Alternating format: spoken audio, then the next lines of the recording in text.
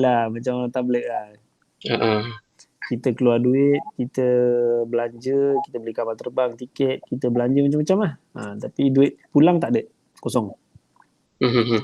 Jadi dia memang macam itulah kalau dakwah di Eropah. Kalau di Asia Tenggara, mungkin kita beli tiket je sendiri. Yang lain-lain semua sana dia orang sambut kan. Kalau kat Malaysia yang paling besar sekali lah dia sambut. Dia sambut dengan kereta, dia macam datuk jadi ente. Okay. Lepas tu dengan tempat tinggal, dengan makannya, dengan habuannya. Malaysia memang kencang lah bab tu. Maksud dia sambutan, perayaan memang lebih baik lah. Yes, Malaysia dengan Indonesia lah. Tapi lain-lain negara semua tak sampai macam tu lah. Kalau Eropah langsung tak lah. Baik, negara mana yang antum banyak murid? Ana murid kalau setakat mendengar yang follow tu dekat mana-mana negara ada lah. Tapi kalau yang murid yang betul-betul belajar dengan Ana belum ada madrasah sendiri kan. Jadi Ana tak boleh anggap seseorang tu memang murid Ana betul-betul lah. Pengikut lah, follower. Pengikut banyak lah. Tapi kalau murid belum ada lah. Ana belum ada lagi murid lah. Baik. Kalau negara di Eropah tu antara yang biasa antum pergi tu negara mana ya? Dakwah. Paling selalu Ana pergi Denmark. Denmark, okey. Ya, lepas tu Germany. Lepas tu Belanda. Belanda banyak Sadah kat sana. Okay. Baik banyak kat sana. Diorang kan dijajah oleh Indon. Diorang jajah Indon kan. Jadi banyak masyarakat warga Indon kat sana. Jadi kita rasa seronok sikit lah kalau kita campur dengan orang-orang kita. Kalau di Denmark memang ceramah dalam bahasa Melayu ataupun bahasa Inggeris? Tak ada bahasa Melayu, bahasa Inggeris. Okay. Kalau di mana? Kalau di Germany bahasa Arab. Bahasa Inggeris dia tak pakai. Kalau di Perancis pun bahasa Arab, bahasa Inggeris dia tak pakai. Kalau negara Eropah yang besar, kita kena cakap bahasa Arab. Pasal dia orang tak berapa sangat bahasa Inggeris. Tapi kalau negara Eropah yang kecil-kecil, macam Denmark, Sweden, Belanda, ni semua kita boleh cakap Inggeris pasal dia orang faham Inggeris. Okay. Dia dari segi kata negara besar ni dia tak bergantung kepada bahasa lain lah. Negara kecil-kecil ni dia bergantung kepada bahasa lain lah pasal ekonomi apa semua kan. Dia tak mampu kan. Kemudian kalau biasa cakap dalam bahasa Arab akan ada penterjemah dalam kalangan masyarakat tempatan lah. Iyalah. Okey, jadi insya-Allah kita mungkin boleh mulakan Baik. Bismillahirrahmanirrahim. Alhamdulillahirabbil alamin wa bihi nasta'in ala umuri dunya waddin. Wassalatu wassalamu ala asyrafil anbiya'i wal mursalin wa ala alihi wa sahbihi ajma'in amma ba'd. Wahayyikum bi tahiyatil Islam. Assalamualaikum warahmatullahi taala wabarakatuh. Baik, alhamdulillah, syukur kepada Allah Subhanahu Wa Taala dengan izin, dengan inayahnya pada pagi ini, alhamdulillah kita dapat jayakan satu program ceramah. Semoga Allah SWT merahmati kita semua. Jadi antara yang turut bersama Sidi yang berbahagia Profesor Datin Paduka Dr. Samsina, kami punya itu tu. Punya timbalan. Waalaikumsalam, alhamdulillah. Jadi alhamdulillah seperti mana yang saya katakan tadi, kita bersama dengan Syekh Imran Anglia daripada Singapura Sebenarnya masih Singaporean Antum masih Singaporean Ya, masih Singaporean. Kalau ada orang boleh tolong nak jadi Malaysian pun bagus. Jadi itulah alhamdulillah. Jadi pada pagi ni kita bersyukur kepada Allah SWT kita telah disampaikan ke bulan Zulhijjah, bulan yang mempunyai keberkatannya bulan yang memang memang bulan yang terbaik untuk kita imarahkan dengan ibadah, utamanya puasa, zakat. Kemudian sekarang ni pun umat Islam yang dapat yang berkesempatan dah mula buat persiapan akhir untuk melaksanakan ibadah haji dan sebagainya lah. Jadi pada pagi ini topik yang akan Fadilatul Syekh kongsikan kepada kita adalah berkaitan dengan erti pengorbanan. Dan bila kita berbicara tentang bulan Zulhijjah ni, pastinya umat Islam punya penghayatan ataupun ingatan tu lebih terarah kepada pengorbanan yang dilakukan oleh keluarga Nabi Allah Ibrahim alaihissalam. Daripada pengorbanan itu maka lahirlah macam-macam macam-macam cerita yang menjadi iktibar kepada kita kan. Jadi itulah, tanpa buang masa, insya-Allah saya dengan segala segala hormatnya lah, dengan penuh takzim mempersilakan pada Datuk Syekh Imran untuk memulakan perkongsian beliau berkaitan dengan topik ini, insya-Allah. Falyatafaddal mashkura.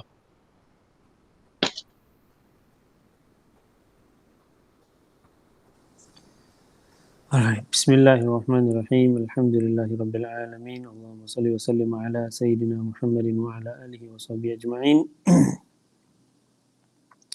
نويت التعلم والتعليم والتذكر والتذكير والنفع والانتفاع والإفادة والاستفادة والحث على التمسك بكتاب الله وسنة رسوله صلى الله عليه وسلم والدعاء إلى الهدى والدلالة على الخير ابتغاء وجه الله ومرضاته وقربه وثوابه سبحانه وتعالى.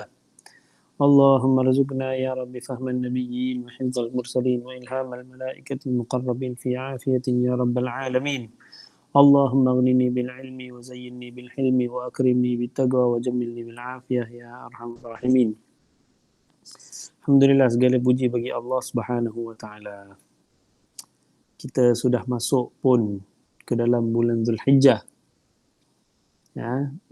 Iaitu bulan yang sangat bermakna dan bulan salah satu daripada bulan-bulan yang, adakah salah satu bulan yang haram? Muharram, Safar, Bukan. Hijaz. Bukan. Jadi bukan, betul. Jadi kita bersyukur pada Allah SWT. Ini kenapa mati jap mati sendiri. Jadi alhamdulillah. Di dalam bulan Zulhijjah kita akan teringat satu peristiwa yang sangat bermakna, iaitu satu peristiwa yang dilakukan oleh Nabi Ibrahim AS. Apabila kita teringat Nabi Ibrahim AS, mestilah kita juga ingat Sayyid ataupun ketua ataupun penghulu kepada segala Nabi, iaitu Rasulullah sallallahu alaihi wasallam. Rasulullah itu penghulu segala Nabi. Kenapa apabila kita ingat Nabi Ibrahim, kita teringat Rasulullah sallallahu alaihi wasallam? Kerana Rasulullah sallallahu alaihi wasallam dia meneruskan legasinya Nabi Ibrahim. Dan juga seperti mana yang Rasulullah sallallahu alaihi wasallam bersabda apabila sampai pada bulan Zulhijjah tentang perkara-perkara yang mengait dengan perbuatan haji, khudhu anni manasikakum, kata baginda Rasulullah SAW, ambillah daripadaku manasik, iaitu cara-cara kamu melakukan haji kamu. Itu adalah kata baginda Rasulullah SAW. Jadi apabila masuk bulan Zulhijjah, kita teringat sebahagian peristiwa juga, iaitu peristiwa yang mengait dengan haji. Contohnya seperti yang dilakukan pengorbanan besar, subhanallah, Nabi Ibrahim AS. Apakah jenis pengorbanan yang Nabi Ibrahim AS lakukan? Kan, itu satu jenis pengorbanan demi pengorbanan, satu selepas satu. Pertama sekali apabila Nabi Ibrahim AS dia sudah sampai umur yang dah tak boleh dapat anak lagi, isterinya juga sudah sampai kepada umur yang tak boleh dapat anak lagi, Nabi Ibrahim, Allah SWT memberikan anak kepada Nabi Ibrahim pada umur tersebut. Dan itulah satu-satu anaknya yang dia mula-mula dapat, iaitu Nabi Ismail alaihissalam. Kemudian diikuti dengan Nabi Ishaq. Nabi Ismail alaihissalam, dia dilahirkan. Selepas dia dilahirkan, Allah Subhanahu wa taala perintahkan. Kemungkinan kita selalu dengar kisah-kisah ni, tapi tak apa kita ceritakan. Kita boleh ambil iktibar apa yang dalam kisah ni. Dia diperintahkan oleh Allah Subhanahu Wa Taala untuk membawa isterinya, iaitu ibu kita Sayyidatina Hajar, ataupun kalau kita orang Melayu panggil Siti Hajar. Siti maknanya dia Sidi perempuan, maknanya tuan kita ataupun puan kita lah. Kalau mungkin bahasa kita Datin Sri ke macam-macam kan. Jadi Siti Hajar, Allah SWT suruh memerintahkan Nabi Ibrahim AS bawa Siti Hajar ke Mekah. Mekah ini memang daripada dulu lagi, daripada zaman Nabi Adam AS, menjadi satu tempat penumpuan pelbagai aktiviti dan perkara, bahkan tempat mereka nak lakukan haji mereka. Tempat mereka nak pilgrim. Mereka nak lakukan apa-apa pun Mekah. Dan juga Kaabah ini, paling awal yang membina Kaabah itu adalah Nabi Adam AS. Tetapi selepas beberapa masa lalu, maka Kaabah pun hancur. Apabila datang waktu Nabi Ibrahim AS, Allah SWT mahu Nabi Ibrahim AS mendirikan balik Kaabah. Jadi diperintahkan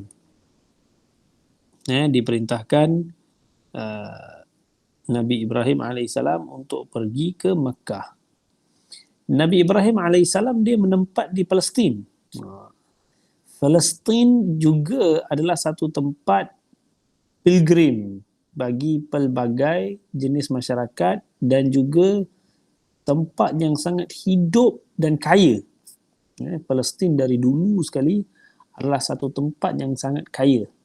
Banyak aktiviti keagamaan, banyak aktiviti perniagaan, banyak aktiviti pelbagai. Kehidupan di sana baik, makanannya juga baik, semuanya baik.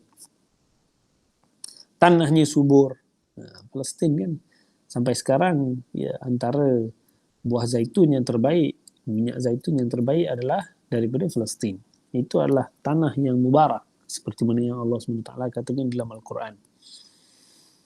Diperintahkan Nabi Ibrahim AS untuk bawa isterinya Siti Hajar dan anaknya Nabi Ismail AS, untuk dibawa ke Mekah. Dan juga diperintahkan meninggalkan isterinya dan anaknya. Kecuali Nabi Ibrahim AS, dia tak beritahu isterinya bahawasanya dia akan tinggalkan isterinya di Mekah. Dan juga anaknya Nabi Ismail AS. Kerana dia takut. Kalau dia beritahu, maka dia takut nanti isteri dia tak setuju, ataupun takut, ataupun dia pun sendiri tak mampu nak sampaikan kerana sayang kepada isteri dan juga anak. Nabi ni hati dia lembut. Dia sayang. Isterinya dia sayang. Anaknya lagilah dia sayang. Lagi pula tu dia dah umur dia lanjut. Lagi dia sayang anak dia. Baru dapat anak yang pertama. Kan? Mungkin bagi ibu-ibu ataupun bapa, bila dia dapat anak pertama, boleh tahu cara dia menunjukkan kesayangan tu macam mana dengan anak yang kedua, yang ketiga. Beza. Kan? Kerana yang satu tu ada yang satu tu je. Bila dah masuk kedua, dia dah jadi satu rutin. Bukan katakan tak sayang, sayang juga, tetapi cara dia nak menunjukkan kesayangan tu berbeza. Melainkan sampai yang bongsu lah. Tapi itu baru dapat anak. Masih bayi lagi. Dibawa isterinya ke padang pasir Mekah. Allah SWT perintahkan, ataupun dalam Al-Quran dikatakan Bakkah. Itu salah satu nama Mekah, Bakkah. Bahasa lama-lama sebelum bahasa baru, Mekah dipanggil Bakkah. Jadi diperintahkan bawa ke Mekah, letakkan ke Mekah. Nabi Ibrahim AS melakukan tanpa pilihan kerana itu adalah perintah Allah SWT. Apabila Allah SWT memerintahkan satu orang Nabi, maka satu orang Nabi pastilah taat. Dia tak akan Dia tak akan langgar. Dibawa ke Mekah. Diletakkan di tengah padang pasir. disiapkan. Padang pasir ya, memang kering kontang ya. Air pun tak ada, makanan pun tak ada. Tapi Siti Hajar ni bukan sembarang orang. Dia adalah satu orang perempuan yang salihah. Yang salihahnya taat. Dia punya salihah dia lain macam. Bahkan kehebatan Siti Hajar ni, kita selalu dengar bahawasanya Nabi Ibrahim AS ada bapa segala Nabi selepasnya. Selepas Nabi Ibrahim dia, semua Nabi datang daripada Nabi Ibrahim AS. Kalau kita tengok Siti Hajar ini adalah salah satu daripada ibu keturunan Rasulullah SAW. Dia salah satu ibu. Kan, jadi bukan sebarang orang. Jadi apabila Siti Hajar dibawa ke Mekah, diletakkan di Mekah, kemudian Nabi Ibrahim tiba-tiba diletakkan, kemudian dia terus pusing dan dia berjalan. Dia tinggalkan anak dia dan isteri dia. Ya. Kemudian isterinya tanya, "Wahai Ibrahim, ya Ibrahim, ke mana engkau pergi? Adakah kau nak tinggalkan kami di tempat yang tak ada makan, tak ada minum, tak ada orang? Kering kontang." Kemudian Nabi Ibrahim pun apabila dia nak beredar tu, dia tak sanggup nak paling kepala dia lihat belakang. Maka dia pun katakan, dia mula-mula tak jawab. Lepas tu Siti Hajar tanyakan sekali lagi, "Wahai Ibrahim, adakah kau nak tinggalkan kami di tempat yang kering kontang yang tiada makan dan minum?" Dia tak jawab kali kedua. Kali ketiga dia kata, "Ya Ibrahim, adakah ini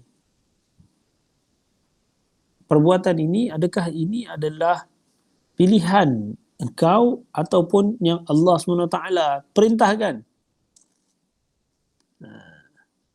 Maka Nabi Ibrahim pun berhenti. Tapi dia tak paling. Dia kata bahkan ini adalah apa yang Allah SWT perintahkan. Tapi dia tak paling belakang. Dia takut bila paling belakang tak sampai, tengok anak dia, isteri dia, tak sampai hati nak tinggalkan. Siapalah sampai hati nak tinggalkan isteri macam tu? Kita nak tinggalkan isteri dekat kampung, nak tinggalkan kat rumah kita, kalau kita travel pun kita pening. Padahal dekat rumah semua perkara dah siap sempurna. Ya, ini tinggalkan kat padang pasir yang mana kebiasaannya orang yang tertinggal kat padang pasir tengah-tengah akan binasa, akan mati. Sampai macam tu dia punya tahap.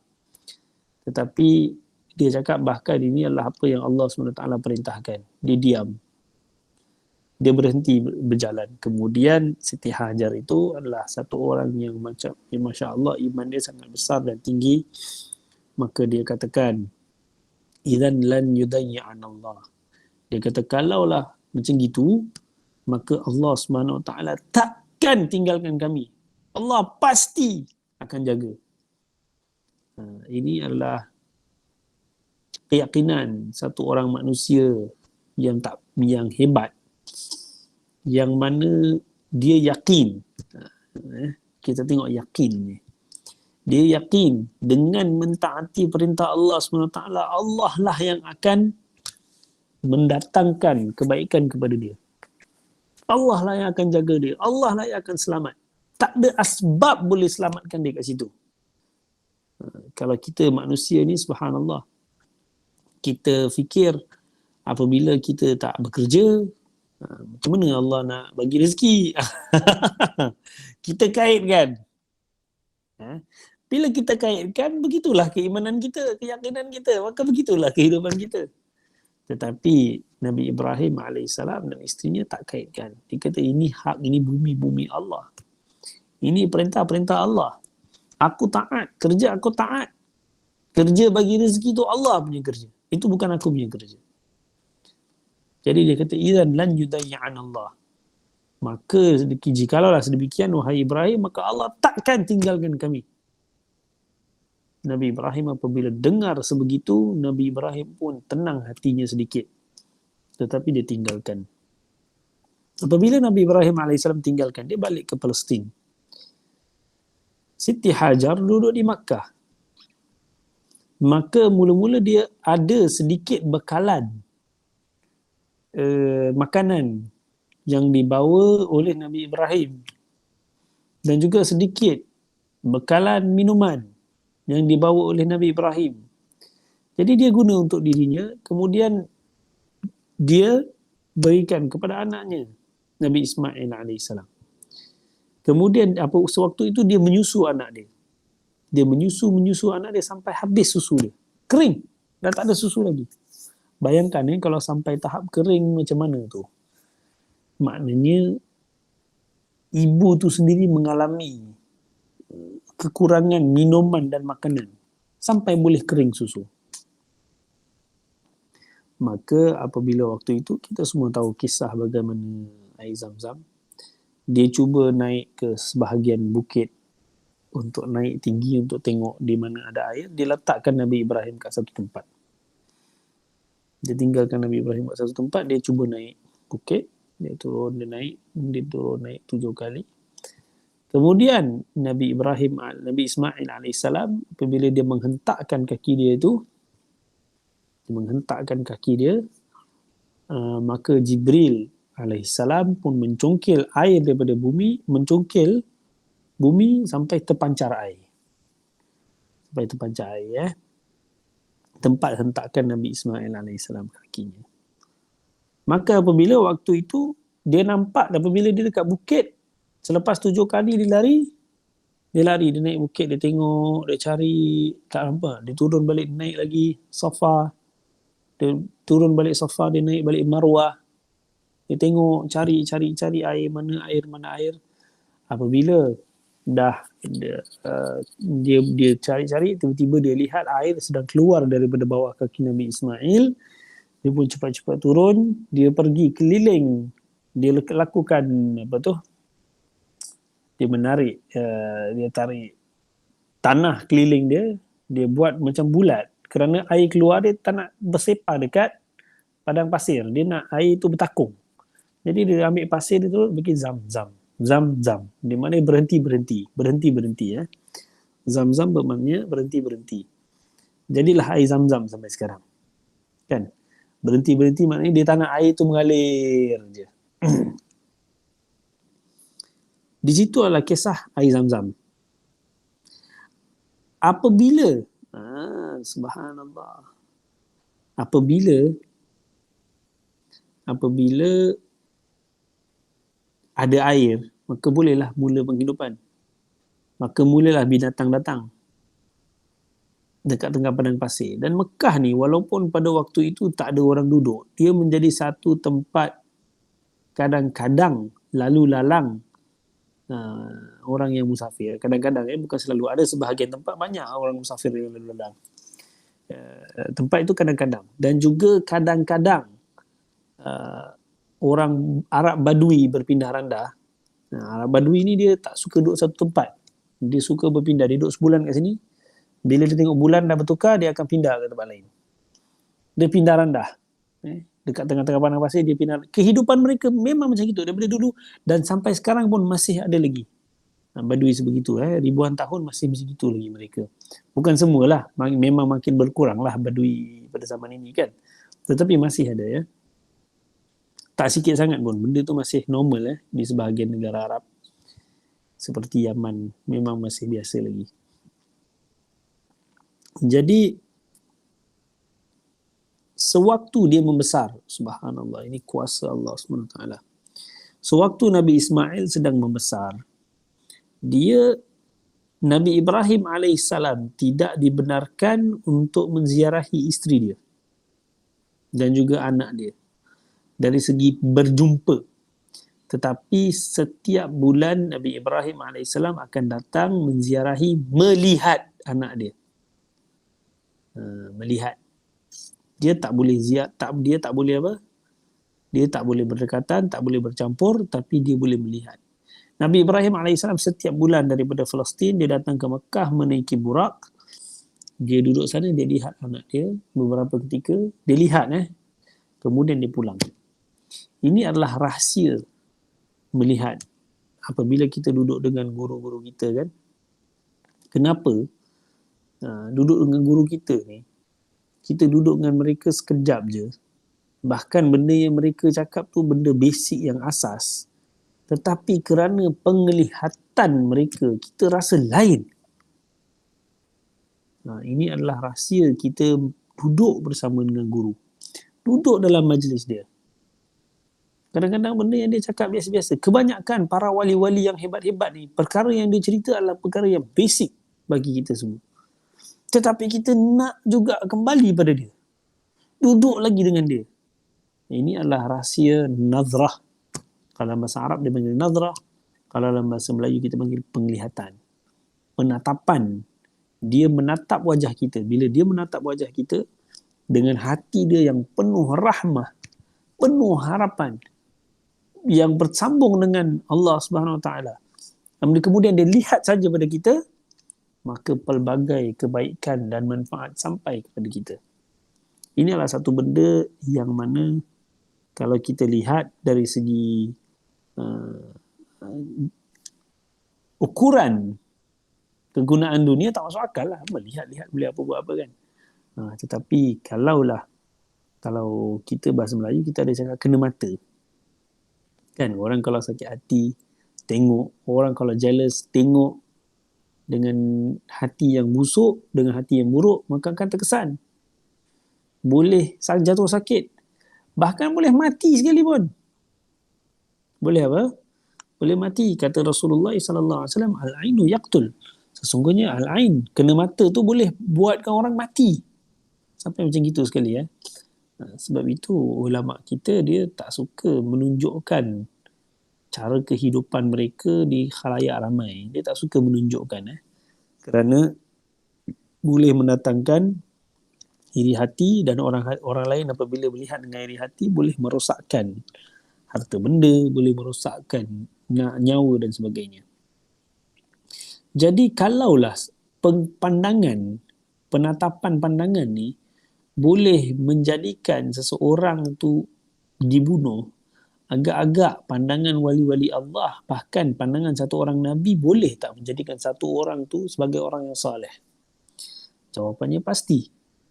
Jadi tidak lepas Nabi Ibrahim AS dia datang menziarahi Nabi Ismail AS, walaupun tak boleh berdekatan, walaupun tak boleh jumpa, tetapi dia melihat daripada satu sudut, dia melihat dengan apa yang Allah SWT berikan pada dia, dia lihat, kemudian begitulah anak dia, isteri dia juga.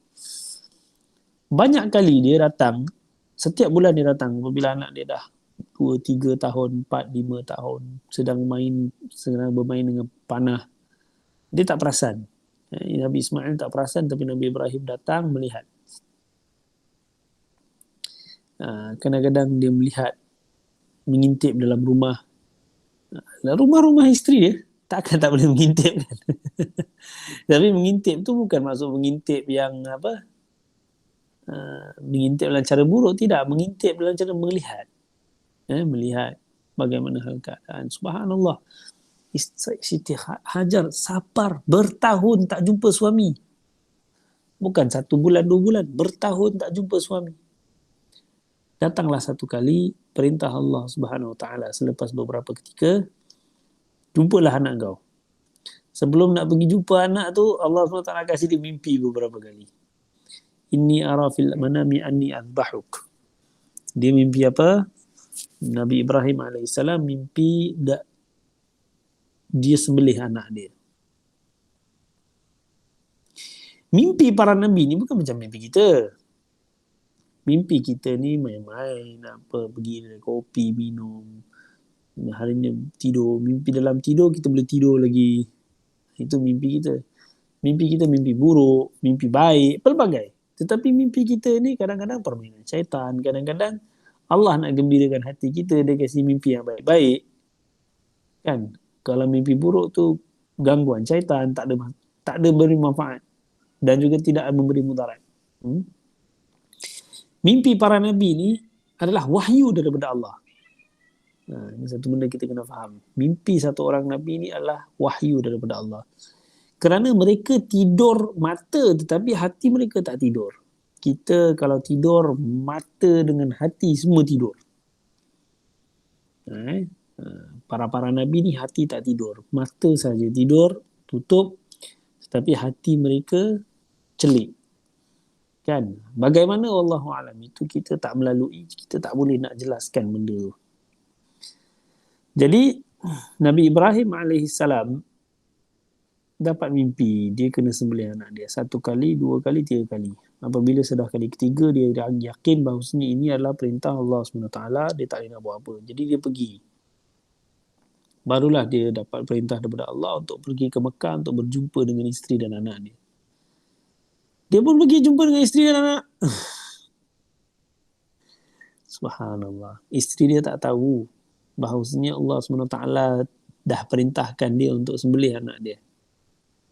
Tetapi Nabi Ibrahim, Siti Hajar isterinya, adalah satu orang perempuan yang salihah. Dia sentiasa akan menceritakan kepada anak dia tentang kepentingan mentaati Allah. Dia menceritakan bagaimana hal keadaan suami dia sebagai satu orang Nabi, pengorbanan yang dia lakukan. Dan bahawasanya penting bahawasanya satu orang anak ini mentaati perintah bapaknya. Bukan hanya kerana bapa, tetapi kerana dia satu orang Nabi. Jangan terdolak-dalik nak mentaati. Kemudian dia juga ceritakan apa yang berlaku. Jadi Nabi Ismail AS daripada kecil sudah pun menjadi satu orang yang bijaksana. Satu orang yang hakim. Dia reti nak buat pelbagai perkara melalui kisah-kisah, cara pembesaran yang dilakukan oleh Siti Hajar kepada Nabi Ismail AS. Jadi apabila Nabi Ismail AS, Nabi Ibrahim berjumpa dengan Nabi Ismail, berjumpa dengan isterinya sebentar sahaja, kemudian ajak dia keluar. Pastilah Siti Hajar dengan besar hati, ini anak dia jumpa bapa, pergi dengan bapa, pergi. Kan? Dia tak tahu bahawasanya rupa-rupanya perintah Allah SWT untuk sembelih anak dia. Maka dia pun berjalan-jalan dengan anak Nabi Ismail AS. Dia kata, wahai Ismail, dia nak tengok budak ni macam mana cara membesarnya. Jadi dia pun tanya dengan Nabi Ismail, aku nampak dalam mimpi aku bahawasanya bahawasanya aku ini menyembelih dengan kau. Ini arafil manami anni adbuka fanzur madza tara. Apakah pendapat kau? Maka Nabi Ismail pun menjawab, ya abati fa'al ma tu'mar, wahai bapakku, lakukanlah apa yang kau disuruh. Nampak tak? Maknanya Nabi Ismail AS daripada kecil dia tahu bahawasanya mimpi bapa dia, iaitu Nabi Ibrahim AS, mimpi bapanya itu adalah satu jenis perintah daripada Allah. Dia tahu pasal mak dia dah ajar. Mak dia dah bagi tahu dia. Nak cerita akidah lah ni. Mak dia dah ajar dia akidah yang tepat, iaitu mimpi satu orang Nabi bukan mimpi semata-mata, tetapi ini adalah satu perintah daripada Allah SWT. Jadi apabila Nabi Ibrahim bagi tahu mimpi kepada Nabi Ismail terus tahu bahawasanya mimpi bapa aku ni adalah perintah Allah. Wahai bapa aku, kau lakukanlah apa yang disuruh. Kemudian dia pun mempelajari cara bapanya macam mana mengendalikan apabila nak kena tinggalkan anaknya. Bagaimana Nabi Ibrahim tak sanggup nak tinggalkan, tetapi tinggalkan juga dengan memaling wajahnya dan pergi. Dia juga ajar anak, dia minta bapa dia dan sebagainya, seperti yang kita selalu dengar. Tukarkan baju, jangan pakaikan baju aku apabila kau sembelih, jangan dilihat dengan mata aku, jangan lihat muka aku, lihat kau belakangkan aku dan sebagainya. Jadi Nabi Ibrahim AS nak sembelih, tetapi ini kita tak boleh ambil bahawasanya ini satu perkara yang boleh dilakukan oleh satu orang bapa. Ya, ini satu perintah Allah, ini wahyu, ini lain. Wahyu ni dia luar jangkaan dan juga luar kemampuan akal pemikiran kita. Wahyu ini adalah perintah Allah, tak boleh dipilih, hendaklah dilakukan. Kemudian apabila dia nak sembelih, dia cuba sembelih tak jalan. Sebelum dia sembelih, apabila dia sedang jalan-jalan, maka datang iblis pun bisik-bisik. Janganlah sembelih ni anak kau sayang. Tengok iblis, dia akan datang, dia pandai nak tipu kita. Iblis ni kalau kita nak katakan kita pandai lah, Iblis lagi pandai. Dia hidup beribu tahun dah, jauh lagi sebelum kita. Dia dah tipu pelbagai jenis manusia. Siapalah kita ni? Ya, jadi iblis dia nak tipu Nabi Ibrahim. Nabi Ibrahim ambil batu, lontarkan kepada di satu tempat. Kerana di situlah tempat bisikan iblis. Dia pergi ke satu tempat lagi, dia lontarkan batu dengan niat merejam. Alhamdulillah minasyaitanir. Dia niat untuk menghina. Tak boleh dengar cakap iblis. Kan? Sebegitu di 3 tempat sebelum dia melakukan penyembelihan. Sampai dia nak sembelih, dia lakukan sembelih. Sampai dia lakukan sembelih, tak boleh sembelih. Nabi Ibrahim pelik. Tak boleh. Dia sembelih lagi, tak boleh. Dia sembelih lagi, tak boleh. Apabila selepas itu Allah SWT pun mewahyukan kepada Nabi Ibrahim AS, wahai Ibrahim, wa nadainahu an ya Ibrahim qad saddaqta ru'ya. Telah betul, telah engkau tepat, benar engkau dan engkau telah melakukan apa yang mimpi yang kau dapat. Maka Allah SWT pun menggantikan dengan 1 ekor kambing, sembelihlah kambing tersebut. Disembelih kambing tersebut, kemudian dibagi-bagi kepada orang dan juga dibawa balik sedikit untuk keluarganya. Itu adalah satu jenis pengorbanan yang Nabi Ibrahim lakukan. Kemudian pengorbanan ini bersambung kepada kita sekarang. Sampailah kita sekarang ini. Sesungguhnya pengorbanan ini jika dilakukan dalam keadaan mentaati perintah Allah SWT, mengikut cara para nabi. Kalau bagi kita adalah Rasulullah SAW, nescaya Allah akan berikan ganjaran yang besar. Ya, ganjaran yang besar dan pelbagai kebaikan yang digantikan dengannya. Antara satu perkara yang Allah Subhanahu Wa Taala lakukan, ini adalah rahsia pemahaman ulama kita. Mereka kata kenapa Nabi Ibrahim tak boleh disembelih, sedangkan sebahagian Nabi yang lain disembelih dia mati. Nabi Yahya disembelih dia mati. Nabi Zakaria dipotong di belakang pokok dia mati. Nabi Ismail disembelih, kenapa tak mati? Bahkan bapaknya Nabi Rasulullah SAW pun nak disembelih, tak jadi sembelih atas sebab-sebab tertentu. Kerana Nabi Ismail AS itu dia membawa ruhnya Rasulullah SAW. Setiap para nabi, setiap orang yang mengait dengan membawa roh Rasulullah SAW itu dipelihara teruk mana sekalipun. Nabi Nuh AS, dia apa? Dia membawa roh Rasulullah SAW. Apabila banjir, sebahagian daripada anak dia tak nak dengar, sebahagian anak dia yang dengar, sebahagian anak dia yang dengar beriman kepadanya, naik atas kapal, selamat. Sebahagian anaknya yang tak dengar, tak nak naik atas kapal, tak selamat. Kan? Dan Rasulullah SAW itu datang dari keturunan Nabi Nuh, yang mana anaknya itu dengar dengan perintah bapaknya dan diselamatkan. Nabi Ismail AS nak disembelih, tak boleh disembelih. Syith, satu orang anak Nabi Adam yang berbeza dengan daripada yang lain pun, sesuatu perkara akan terjadi pada dia, tak terjadi. Semuanya terselamat kerana mereka itu membawa ruh Rasulullah SAW. Terselamat. Dan setiap daripada keturunan Rasulullah, Nabi Abdul Muttalib, tentera Abrahah datang ke Mekah nak berperang dengan dia tak takut. Kan? Dia tak takut kerana dia ada bawa roh Rasulullah SAW. Takkan binasa. Takkan apa?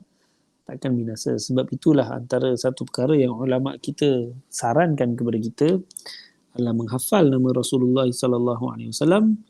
Insya-Allah jiwa kita ini selamat, keturunan kita selamat dan sebagainya. Inilah satu amalan yang mujarab.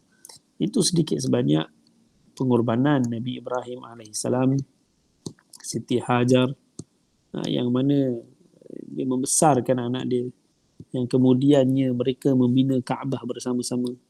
Allah SWT suruh Nabi Ibrahim bina Kaabah. Nabi Ibrahim minta Allah tunjukkan tempatnya. Jibril datang tunjukkan tempatnya. Nabi Ibrahim lakukan bina Kaabah. Diletakkan Nabi Ismail yang memberikan dia batu, brick. Nabi Ismail yang memberikan dia brick, batu untuk membina. Kemudian dia bina. Apabila dah tak sampai dah, masih belum diperintahkan berhenti daripada Allah, dia teruskan pembinaan. Dia letak batu atas dia. Dia nak pijak supaya dia boleh capai tinggi lagi. Batu tu jadi macam lift. Batu bata ni dengan para nabi, mereka berlembut, tak keras. Bukan hanya dengan Nabi Ibrahim, dengan semua para nabi dan rasul. Batu bata ni apabila dipijak oleh satu orang nabi dan rasul, dia akan jadi lembut. Dia jadi lembut, macam sponge. Dia berkhidmat kepada para nabi dan rasul, tak jadi keras. Sebab itu kita lihat para nabi, mereka itu kalau pijak batu akan meninggalkan kesan tapak kaki. Rasulullah SAW meninggalkan kesan tapak kaki. Nabi Ibrahim meninggalkan kesan tapak kaki. Sampai sekarang ada makam Nabi Ibrahim di keliling Kaabah. Maka mereka pun melakukan pembinaan Kaabah bersama dengan Nabi Ismail alaihissalam. Kemudian dia meminta Allah SWT, meminta Allah SWT ajar dia cara untuk melakukan haji. Kemudian Allah hantar Jibril untuk mengajar Nabi Ibrahim untuk melakukan haji. Setelah itu Nabi Ibrahim alaihissalam dia berdoa kepada Allah, wahai Allah, jadikanlah tempat kami ini sebagai tempat yang banyak buah, banyak makanan, banyak makanan. Jadi di situlah. Jadi datangkanlah kepada tempat ini segala hasil. Sejak Nabi Ibrahim punya zaman sampai sekarang, Mekah adalah antara tempat yang paling banyak aktiviti perniagaan dan paling banyak barang yang diimport dalam dunia. Pelbagai benda yang import, semua dekat Mekah. Yang barat punya barang ada, yang timur punya barang ada, macam-macam barang semua ada. Afrika punya barang ada, Pakistan punya barang ada. Maka sekarang makanan. Bukan saja barang, restoran semua ada.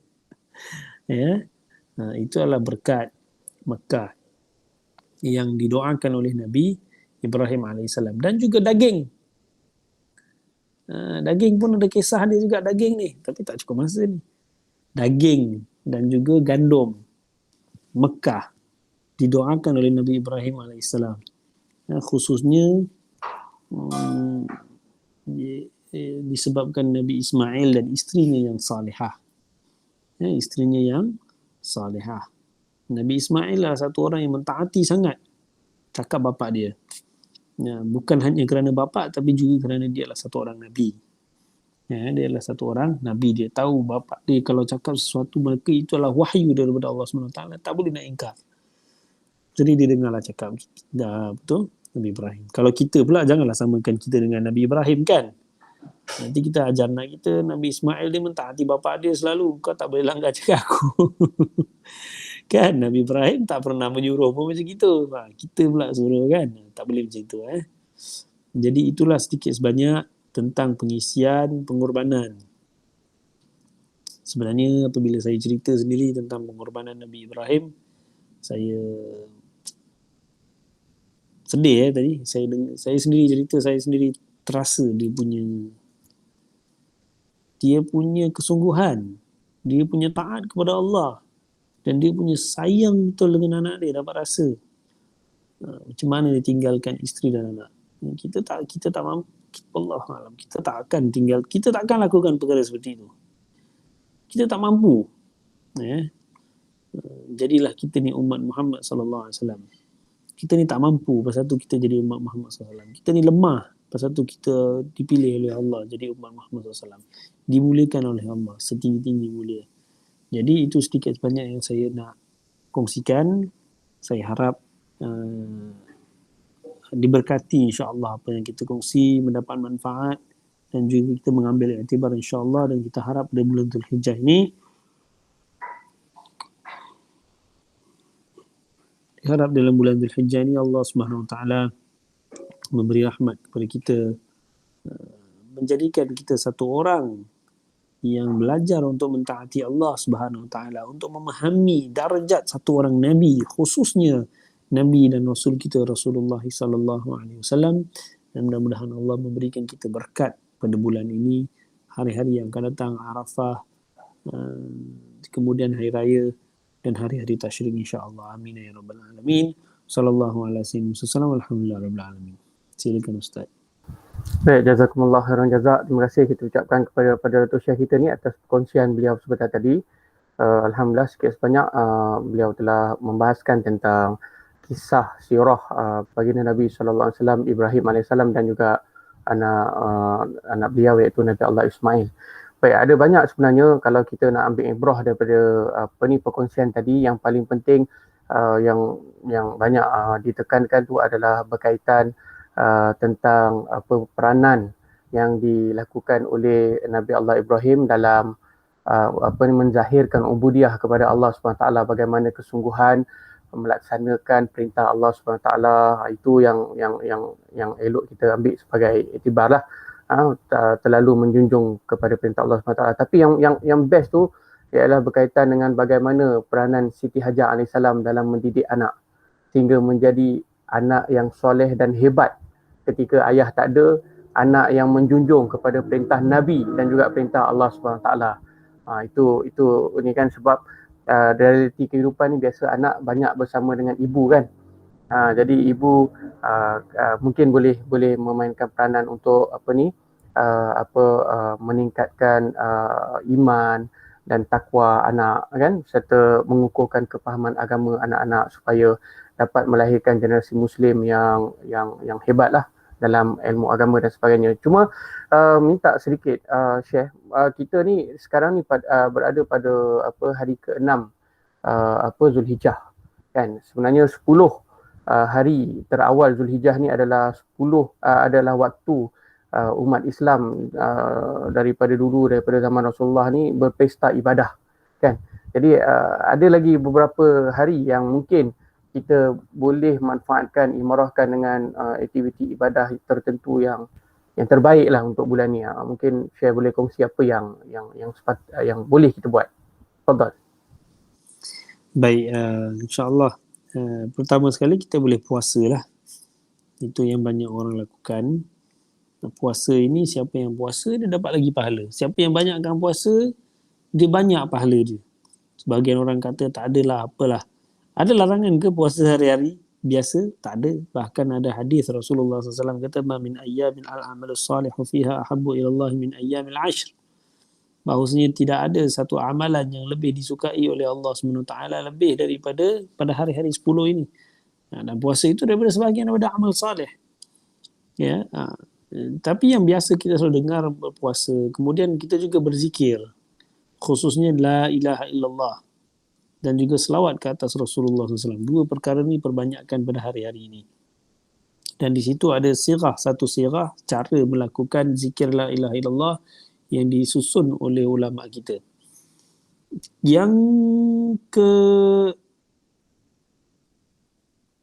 seterusnya bolehlah lakukan tambah amal ibadat dan sebagainya. Tapi yang penting sekali, yang saya paling suka sekali dalam tempoh-tempoh ini, bukan hanya tambahan amal ibadah, tapi pembuangan sifat-sifat yang buruk. Sifat-sifat yang kita lakukan dengan buruk selalu, ini adalah waktunya kita tekan nafsu kita. Kita lawan nafsu kita untuk meninggalkan perkara-perkara yang menyalahi perintah Allah ataupun yang mengikut nafsu. Contohnya banyak makan, kita kurangkan makan. Contohnya mudah marah. Time-time ni kita tak mudah marah. Kita sabar. Bahkan sabar, bukan hanya sabar, bahkan sangka baik dengan Allah. Senyum selalu, happy, kan? Jangan bersedih-sedih, jangan masam muka dan sebagainya. Dengan keluarga, memulakan dengan keluarga kita. Itu yang paling penting sekali. Kadang-kadang kita nak buat baik dengan orang lain, tetapi kita tinggalkan buat baik kepada ahli keluarga. Ya. Suami kepada isteri, isteri kepada suami, anak kepada ibu bapa kepada anak, jiran, tetangga. Kan? Itu adalah benda yang paling penting sekali. Kita buangkan sifat-sifat yang buruk. Itu adalah satu perkara yang paling mencabar tetapi paling bermakna bagi satu orang Islam. Apabila dia meninggalkan sifat-sifat yang buruk. Itu sajalah, insya-Allah. Mungkin boleh mungkin Sidi boleh cakap sikit pasal puasa hari Isnin pada minggu hadapan, hari Arafah. Sebab kita tak wukuf di Arafah kan? Kita berada di sini dan takbir juga waktu tu. Takbir bermula pada subuh hari Arafah. Maknanya 9 Zulhijjah kita mula bertakbir pada waktu subuh. Subuh kita mula bertakbir. Puasa hari Arafah ataupun hari Arafah bagi kita adalah hari yang bertarikh 9 Zulhijjah. Tidak semestinya Mekah Arafah kita kena ikut dia. Tidak. Hari Arafah bagi kita adalah 9 Zulhijjah. Kadang-kadang mereka satu hari sebelum. Kadang-kadang mereka satu hari selepas. Itu mereka lah. Mereka ada different time zone. Kita ada different time zone. Dan kita bergantung kepada pergerakan bulan bagi tarikh. Jadi hari Arafah bagi kita adalah satu hari sebelum Hari Raya Haji. Puasa hari Arafah pahala dia sangat besar. Puasa pada hari-hari lain di dalam bulan Zulhijjah dan 10 hari ini, dia menghilangkan dosa setahun yang lepas. Tetapi kalau puasa hari Arafah, hilangkan puasa dosa tahun yang lepas dan juga tahun yang akan datang. Sampai macam itu sekali. Allah suka orang yang berpuasa pada hari Arafah. Menjadi kemusykilan bagi perempuan yang ada datang bulan. Macam mana? Dia boleh qada. Setiap amalan puasa yang berpandukan dengan masa, maka dia boleh qada. Dia tertinggal puasa, dia tak sempat puasa bulan Muharram ataupun Arafah, dia boleh qada. Selepas dia habis haid, dia boleh qada. Begitu juga dengan lelaki. Kalau dengan apa-apa sebab pun dia tak mampu nak puasa hari Arafah, nanti dia qada. Ingat, qada puasa hari Arafah. Tapi amalan pada hari Arafah tu sendiri, pahala dia tak samalah dengan qada, khususnya qada kalau tak ada sebab. Kalau qada kerana sakit, kalau qada kerana musafir, itu dapat pahala yang sama. Jangan risau. Bagi perempuan yang haid, bila dia qada, dia dapat pahala yang sama kalau dia tak dapat puasa kerana haid. Tapi kalau dia tak puasa kerana benda-benda lain, kan, maka tak dapat pahala yang sama lah. Pahala dia akan berkurang, tetapi masih dapat juga pahala begitu besar juga. Tak terlalu sedikit walaupun kurang. Tapi kalau dilakukan pada hari Arafah itu sendiri, maka Allah sayang. Dan sebelum buka puasa tu, di antara asar dan maghrib itu, maka banyaklah berdoa kepada Allah SWT, mintalah segala kebaikan daripada Allah. Allahu'alam. Baik, mungkin sebelum kita akhiri, kalau ada dalam kalangan hadirin hadirat yang bersama dalam majlis ni, kalau nak bertanya kepada Fadilatul Syekh, mungkin boleh share 1-2 soalan boleh? Boleh.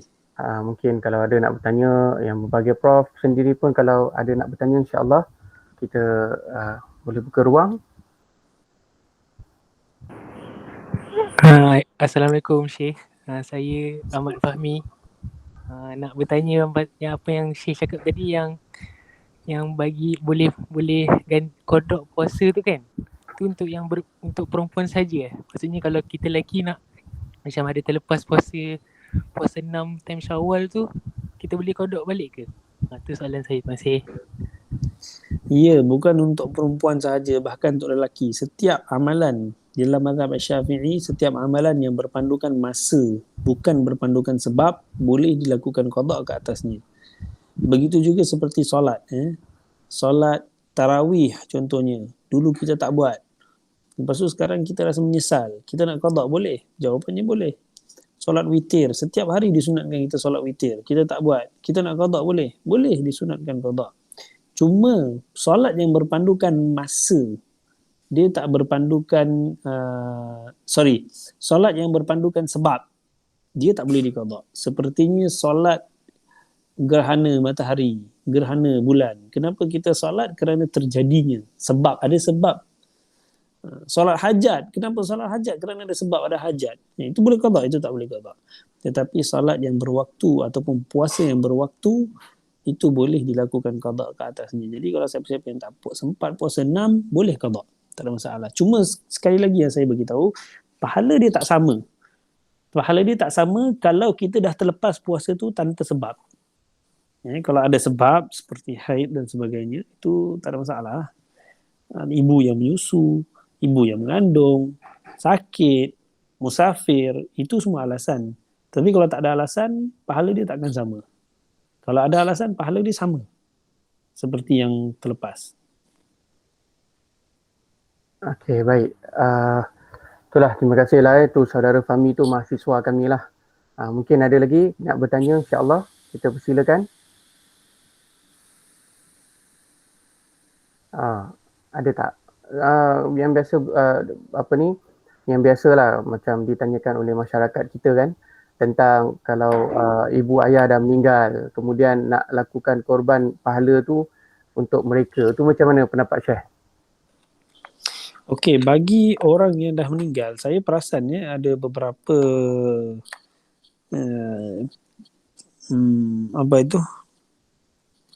yang disampaikan bahawasanya tak boleh buat untuk orang yang dah meninggal. Bahkan boleh.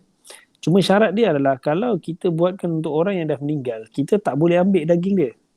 Kita kena sedekahkan daging dia 100%.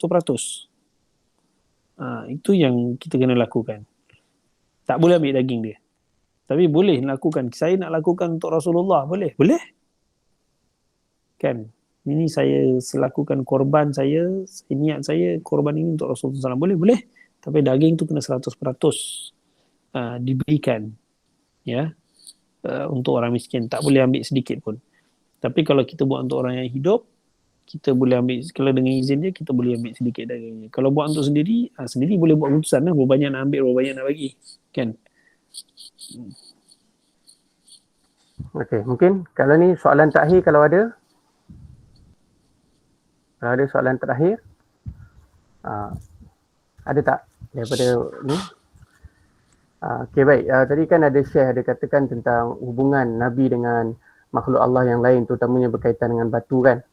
Jadi mungkin sebagai penutup satu masa dulu ada satu kisah Nabi Muhammad SAW berjalan di satu tempat, kemudian baginda terdengar tangisan. Apabila diperiksa, tangisan tu datang daripada batu. Kan? Rupanya batu tu dia beriman dengan ayat Al-Quran yang dia terdengar, di mana Allah SWT menyebutkan, ya ayyuhallazina amanu Allahumma salli ala Muhammad. Yang menjaga keluarga tu. Qu anfusakum wa ahlikum nara. Ya na'am. Ya ayyuhallazina amanu qu anfusakum wa ahlikum nara wa quduhan nas wal hijarah. Jadi ayat itu Allah SWT menyebutkan, wahai orang beriman, peliharalah diri kamu dan ahli keluarga kamu daripada api neraka, yang mana bahan bakarnya adalah daripada manusia dan juga batu. Jadi batu terlampau takut dengan ayat itu, maka dia pun berminta kepada Rasulullah SAW dan berharap agar didoakan semoga dia tu tak dipilih oleh Allah sebagai batu yang menjadi bahan bakar di dalam api neraka. Jadi itu juga antara satu kisah yang mana batu sendiri beriman dengan wahyu Allah SWT, yakni Al-Quran ya. Dan di situ juga ada ayat berkenaan dengan bagaimana adanya keperluan kita menjaga diri dan juga ahli keluarga kita. Yang paling penting kita jaga diri dan kita jaga ahli keluarga kita. Moga-moga Allah SWT menjauhkan kita daripada api neraka dan memasukkan kita ke dalam syurga Allah SWT, insya-Allah. Baik, saya kira cukup setakat tu perkongsian kita untuk hari ini. Jadi alhamdulillah, jazakumullah khairan jazak. Sekali lagi kita ucapkan kepada penceramah jemputan kita Syekh Imran Anggulia. InsyaAllah kalau ada kalau mungkin di lain masa, kalau kita nak buat majlis taklim, mungkin kita boleh bersama lagi untuk topik yang berbeza. dan majlis mengucapkan setinggi penghargaan dan jutaan terima kasih kepada semua yang bersama menjayakan majlis ini, terutama yang bahagia Profesor Datin Paduka Dr. Samsina. Jadi insya-Allah kita akhiri kita punya majlis pada pagi ini dengan bacaan tasbih kafarah dan surah Al-Asr.